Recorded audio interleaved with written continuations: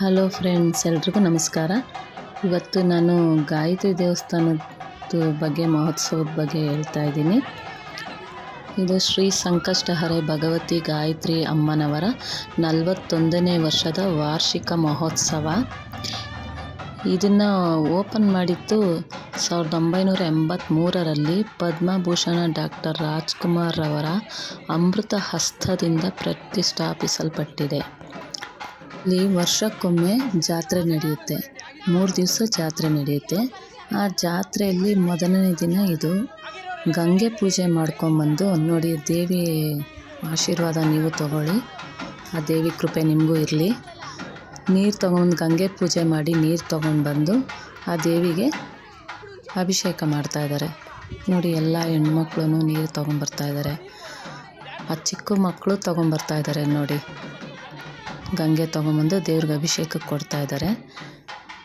ಇನ್ನೇನೀಗ ಮಂಗಳಾರತಿ, ಮಹಾಮಂಗಳಾರತಿ ಆಗೋ ಸಮಯ. ದೇವಿಗೆಲ್ಲ ಅಲಂಕಾರ ಮಾಡಿ ಇವಾಗ ಮಹಾಮಂಗಳಾರತಿ ಮಾಡ್ತಾರೆ. ನೋಡಿ, ಆ ದೇವಿ ದರ್ಶನ. ಬನ್ನಿ ನೋಡೋಣ ಮಹಾಮಂಗಳಾರತಿ.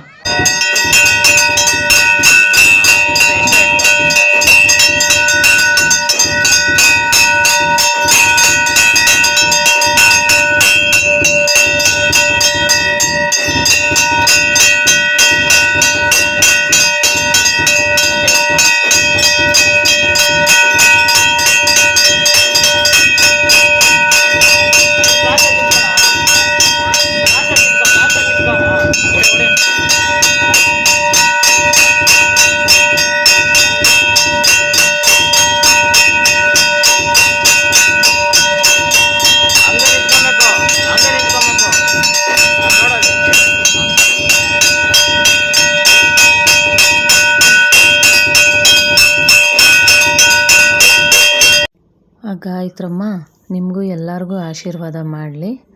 ದೇವಿ ಕೃಪೆ ನಿಮಗೆಲ್ಲರಿಗೂ ಸಿಗಲಿ. ತುಂಬ ಚೆನ್ನಾಗಾಯಿತು ಮಹಾಮಂಗಳಾರತಿ. ದೇವಿಗೆ ಗಂಗಾ ಪೂಜೆ ಮಾಡಿ ಕುಂಭಾಭಿಷೇಕ ಎಲ್ಲ ಆಯಿತು. ನಂತರ ಮಹಾಮಂಗಳಾರತಿ, ತೀರ್ಥ ಪ್ರಸಾದ ಎಲ್ಲ ಇರುತ್ತೆ. ದಿನ 3 ದಿವಸನೂ ಅನ್ನದಾನ ಇರುತ್ತೆ ಇಲ್ಲಿ ದೇವಸ್ಥಾನದಲ್ಲಿ. 2ನೇ ದಿವಸ ಬಂದು ಗಣಪತಿ ಹೋಮ, ಗಾಯತ್ರಿ ಹೋಮ ಮತ್ತು ಶ್ರೀ ಸತ್ಯನಾರಾಯಣ ಸ್ವಾಮಿ ಪೂಜೆ, ಶ್ರೀ ಗಾಯತ್ರಿ ಅಮ್ಮನವರಿಗೆ ಪಂಚಾಮೃತ ಅಭಿಷೇಕ ಮಾಡ್ತಾರೆ. ನಂತರ ಮಹಾಮಂಗಳಾರತಿ ಮಾಡ್ತಾರೆ. 3ನೇ ದಿವಸ ಬಂದು ದೇವಿಗೆ ಕುಂಭಾಭಿಷೇಕ, ಚಂಡಿ ಹೋಮ, ನಂತರ ಶ್ರೀ ಸದ್ಗುರು ವೆಂಕಟಾಚಲ ತುಳಸಿದಾಸ್ ಗುರುಗಳ ಆರಾಧನೆ, ನಂತರ ಮಹಾಮಂಗಳಾರತಿ, ಅನ್ನ ಸಂತರ್ಪಣೆ ಮಾಡ್ತಾರೆ. 3ನೇ ದಿವಸ, ಲಾಸ್ಟ್ನೇ ದಿವಸ ತುಂಬ ಚೆನ್ನಾಗಿ ಮಹೋತ್ಸವ ಎಲ್ಲ ತುಂಬ ಚೆನ್ನಾಗಾಗುತ್ತೆ. ಬನ್ನಿ ನೋಡೋಣ. ದೇವಿಗೆ ಆರತಿ ಮಾಡ್ತಾ ಇದ್ದಾರೆ.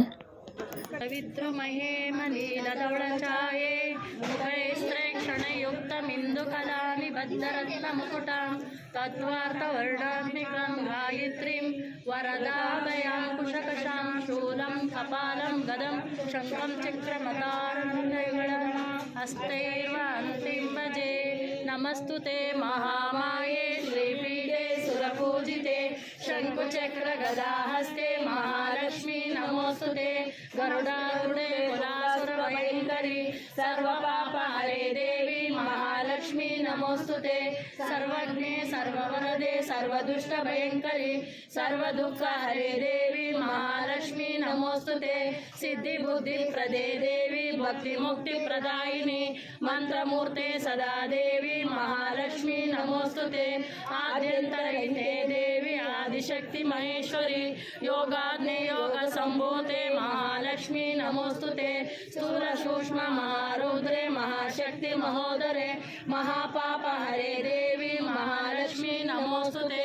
ಪದ್ಮಾಸನಾಸ್ಥಿತೆ ದೇವಿ ಪರಬ್ರಹ್ಮ ಸ್ವರೂಪಿಣಿ ಪರಮೇಶಿ ಜಗನ್ಮಾತೆ ಮಹಾಲಕ್ಷ್ಮೀ ನಮೋಸ್ತುತೆ.